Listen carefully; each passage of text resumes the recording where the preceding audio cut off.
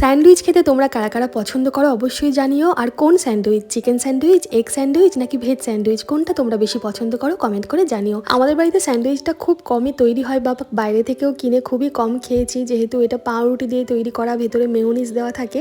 মিঠাইকেও কমই খাওয়ানো হয়েছে, কিন্তু স্কুলে বন্ধুদের কাছে স্যান্ডউইচ খেয়ে এসে বাড়িতে বলেছে কিন্তু খুব ভালো খেতে মা, বাড়িতে বানাতে হবে। আমি আজকে পনির স্যান্ডউইচ বানিয়ে দিয়েছি মেয়োনিজ ছাড়া, ভীষণ সাধারণভাবে। পনির স্যান্ডউইচের ডিটেলস রেসিপিটা নিয়ে আসবো আজ সন্ধ্যে 6টার শর্টসে।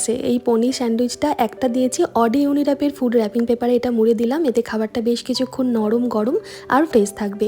4 টুকরো শশা দিয়েছি, আর আগে থেকেই বানানো একটা ওটসের ব্রাউনি দিয়েছি, 1 বোতল জল তো আছেই।